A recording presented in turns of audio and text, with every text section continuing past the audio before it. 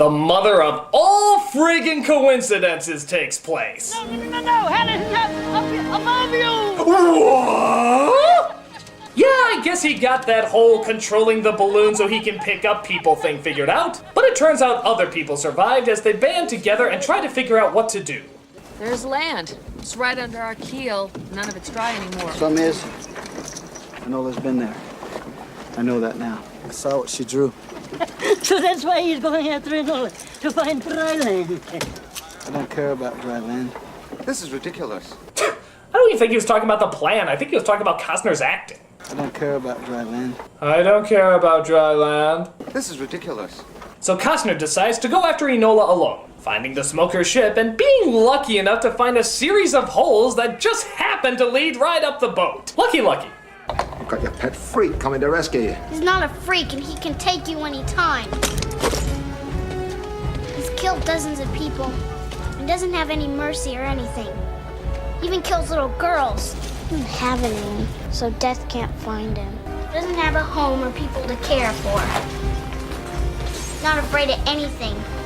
Men least of all. You know, it's pretty bad when a little girl has to be your spokesperson in a movie. It doesn't make the hero look especially tough. I mean, can you imagine if Samuel L. Jackson from Pulp Fiction had a kid as a spokesperson? His fro can block out the light of 1,000 suns. His teeth can take out even the biggest of kahuna burgers. And his constant use of the N-word makes my mommy so angry that he's well worth the R rating. Oh, I'm sorry. Did I break your concentration? He's fast and strong like a big wind. He can hear 100 miles and see 100 miles underwater. He can hide in the shadow of a noon sun. Captain Costner is so mighty that they say even blood of their jaw can't defeat him. No, I didn't say that. No, somebody else brought it up. No, it was a little girl. She's totally crazy. So Hopper hypes up the crew by showing them that he has the map to dry land. This encourages the crew to keep on rowing, which, let's be honest, looks unbelievably silly. But Costner comes in after the crowd has left to get his friend back. It's him. It is him. You guys are in so much trouble. Thank you! Annoying little brat. Can I see it again? God, that's satisfying. Can I see a cycle of that? Such pleasure. I thought you were stupid, friend. But I underestimated you. You were a total freaking retard. I want the girl. That's all. Well, what on this screwed up earth makes you think that you're gonna get her? Hey, just out of curiosity, why aren't they shooting him? Isn't this just giving him time to whip out a flare, light it up, drop it down a pipe, and blow up the entire ship? Yes, it is! Now, to be fair, this does lead to a very funny scene where the one guy who lives a very tortured life looking after the oil sees the flare drop. Oh, thank God. Okay, you gotta admit that's really funny. Don't just stand there! Kill something! Was this your big vision? Alright, show me the scene again. Thank you. So Hopper gets the girl to the plane as we finally get the showdown between Costner and Goldilocks here. You should have stayed on the water. Well, wasn't that a thrilling build-up to an unbelievable letdown? So we see that Hopper is getting away with Enola on the plane. What's Costner to do? Let's get ready for storm!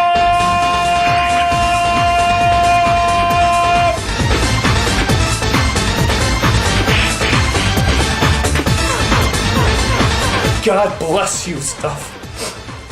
We love you. So Costner gets Enola to the balloon, but again, Hopper being the world's greatest shot, knocks her off. He and some henchmen try to get to her as Costner thinks up a plan, which leads to, and let's be honest here, one of the stupidest rescue scenes ever!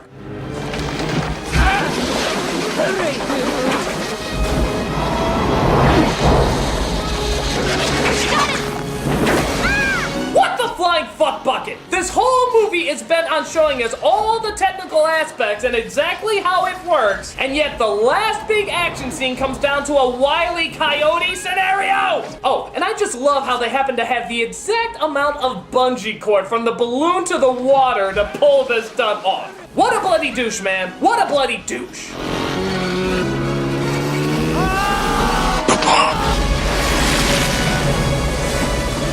So Gregor finally figures out the language on her back and figures out the way to dry land. And of course, wouldn't you know it, they eventually come across it.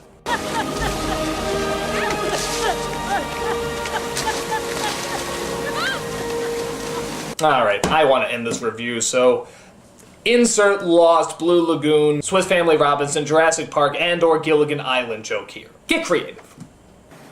So Costner, of course, says he doesn't belong in this world and decides to go back to the sea. I guess he prefers drinking his own piss. He says goodbye to the girl, gives the most non-caring kiss ever given to a woman, and sets out to let people down again in The Postman.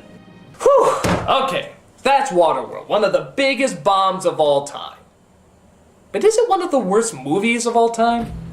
Well, let's look at the bad stuff. Costner's a bore, there's a ton of little plot holes that do start to add up. And as far as the expensive movie at the time goes, yeah, I'd probably expect a lot more too. But for what it is, just a basic shoot-'em-up action film, it's not that bad. The sets are a lot of fun, you really get an atmosphere for this world, Dennis Hopper is enjoyably over the top, and to be honest, I kinda like stuff. Watching the technicals of this world is really enjoyable. I like seeing how everything works and functions as it makes the world seem a lot more practical and real. But does that make it a good movie? No. But I don't see how that makes it an awful one either. Maybe in a way that's its worst crime. One of the most expensive movies of all time, and it's just okay. It's not spectacularly bad or spectacularly good, it's just okay. For many moviegoers, simply being an okay movie is the biggest letdown. But for me, it simply means it's okay. Take what you will from that and decide on your own. I'm the Nostalgia Critic, guy, remember it, so you don't have to. One more time.